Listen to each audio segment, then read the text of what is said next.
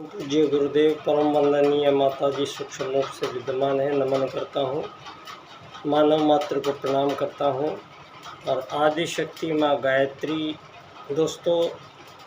84 लाख प्रकार के जीव शरीरों में प्राण रूप से विद्यमान जो सत्ता शक्ति दोस्तों आदि शक्ति माँ गायत्री प्राण रूप से प्रत्येक प्राणी में विद्यमान है और वो बिजली की भांति करंट की भांति उसका अस्तित्व है। और ये जो प्राण हैं ये दोस्तों सनातन है। और सनातन यहाँ पर जो प्रत्यक्ष सनातन हैं यहाँ इस धरा पर, तो दोस्तों इस पर विचार हम करते हैं तो इसमें सनातन पता लगता है सबसे पहले मानव को कि परमात्मा सनातन है। एक ऐसी सत्ता जो चुंबकीय किरणों के रूप में संभवतः एक ऐसे प्रकार में जो संपूर्ण ब्रह्मांड में अनंत रचनाएं और अत्यधिक सुविस्तृत और अद्भुत घटनाओं से लबालब अनंत ये निखिल विश्व ब्रह्मांड का निर्माण करता निश्चित तौर पे। और आज इस धरती नामक जो ग्रह है इसको समस्त ब्रह्मांड में सबसे भगवान की विशेष कारीगरी का जो नमूना है वो इस पूरे ब्रह्मांड में ये पृथ्वी है दोस्तों। और ये पृथ्वी इतनी सुंदर ढंग से इस प्रकार से कि इसको यहाँ पर बने हुए अरबों खरबों साल हो गए हैं। इतने में उतने पहले से ये प्लानिंग करके और धरती के नीचे बहुत सारी धातुएं हैं, बहुत सारे रसायन हैं, बहुत सारी गैसें हैं, तेल है, ये सारी इतनी एक लेयर के ऊपर लेयर करके और ये ऐसे धरती को इस प्रकार से परमात्मा ने रचा था क्योंकि इस धरती पर दोस्तों जो अन्य अनंत ग्रही जो स्थान हैं उन स्थानों से सभी तारों से, सभी सूरज से, चाँद से, आकाश गंगाओं से, उन सब से जो पृथ्वी पर एक विकिरण जो आ रहा है दोस्तों, वो जो परमात्मा का जो संबंध है वो संपूर्ण ब्रह्मांड में जो भी संव्याप्त है उन सभी सत्ताओं में वो अट्रैक्शन ऑफ फोर्स के रूप में काम करता है। तो सारे संसार में धरती अपनी धुरी पे घूम रही है, सूरज अपना घूम रहा है, सारे ग्रह नक्षत्र जितने भी हैं सब वो घूम रहे हैं। और यहाँ ये बात धरती पर दोस्तों हमारे आदि जो पूर्वज आदि पुरुष जो धरती पर प्रथम बार सतयुग के माध्यम से इस धरा पर आए दोस्तों, अभी तक मानवों को इसमें भ्रमित किया गया। ये पिछले 2000 वर्षों से सिंधु घाटी की सभ्यता को मुख्य आधार बनाकर और चित्र विचित्र प्रकार के यहाँ दुनिया में मानवों के द्वारा शब्दों की झड़ियाँ लगाई गई और दार्शनिकता के नाम पर यहाँ ऐसे दर्शनों के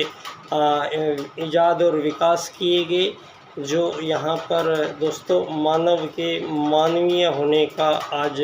खतरा सारी धरती के मानवों में विद्यमान बढ़ता ही चला जा रहा है।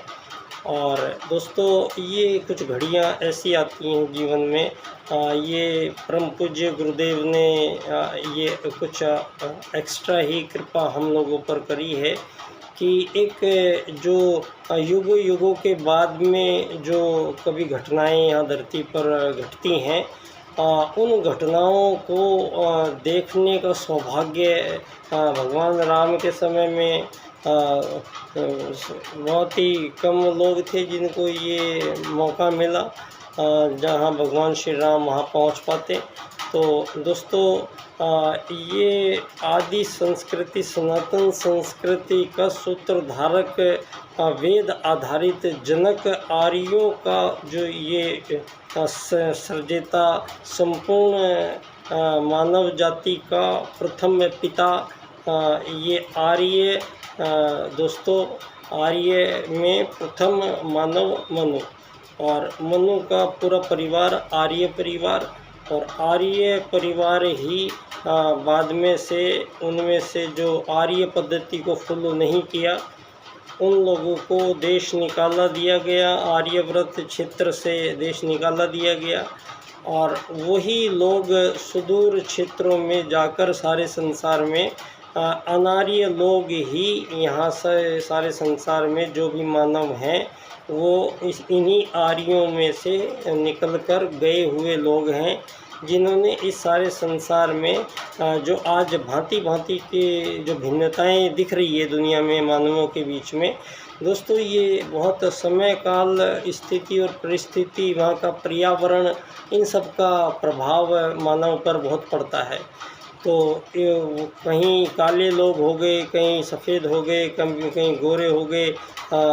भारत एक ऐसा देश है जहाँ पर सभी रंगों के प्राणी पाए जाते हैं।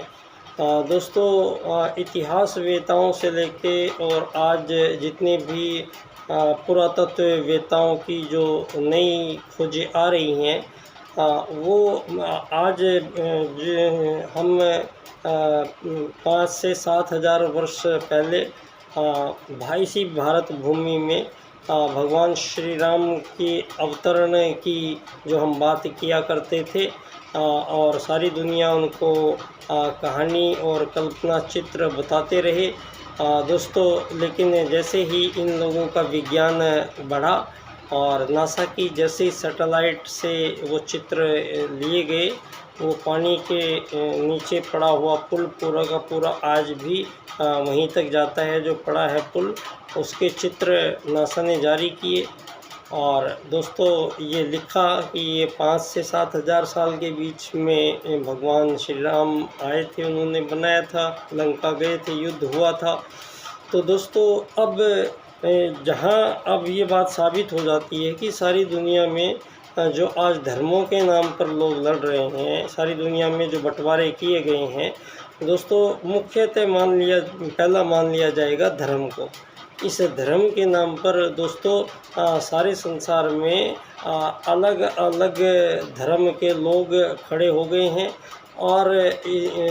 धर्म की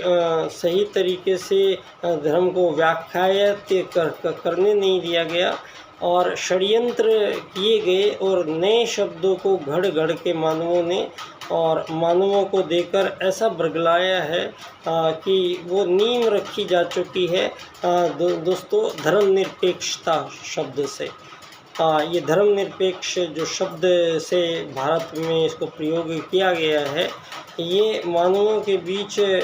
विभाजन को अनंत काल तक बनाए रखने के लिए इस शब्दावली का प्रयोग किया गया। दोस्तों ये वही भारत, सनातन भारत है, ये वही देश भारत है जो सारे संसार में सभी मानवों का जो आदि पिता है वो इसी आर्यव्रत क्षेत्र में, इसी भारत भूमि में जन्मा है। तो अब ये जो दुनिया में युद्ध चल रहे हैं हज़ारों सालों से मानवों के बीच में, और प्रत्येक आज़ाद देश में मानवों के बीच में अमीर गरीब का बहुत फासला बनाया गया है। ये जितने भी दुनिया में गरीब लोग हैं इनके लिए बहुत ज़्यादा टॉर्चर और प्रताड़नाएं इस मानवीय जीवन में उनको दी जाती है। और इस धन आधारित जीवन पद्धति के कारण जिन लोगों ने इस धन के आधार पर जो भी टेक्नोलॉजी आई इन्हीं के द्वारा शोध बताई गई, जबकि हमारे वेद और पुराणों में वो हज़ारों वर्षों पहले ही सारी चीज़ें लिखी जा चुकी है। बावजूद इसके डार्विनवाद का, विकासवाद से सारी दुनिया के मानवों के मस्तिष्क का इन्होंने दुरुपयोग किया है और सारी दुनिया के मानवों को ये बताया है कि मानवों का जन्म एक कोशिकीय जीवों से बहुकोशिकीय जीवों में, मछली से फिर बंदरों में, बंदर से फिर मानव बने हैं और जंगलों में घूमते थे, नंगे रहते थे, मांस खाते थे।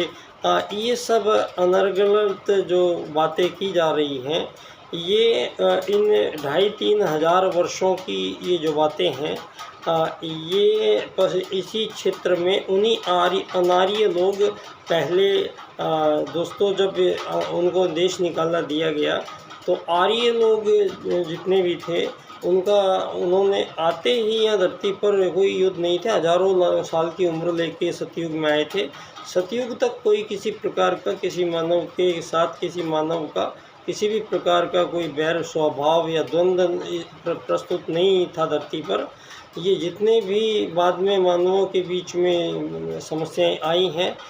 ये दोस्तों बहुत बाद में जाके ही आई है। और ये धर्म, अर्थ, काम, मोक्ष के इन चारों कार्यक्रमों को इनका सही से इनको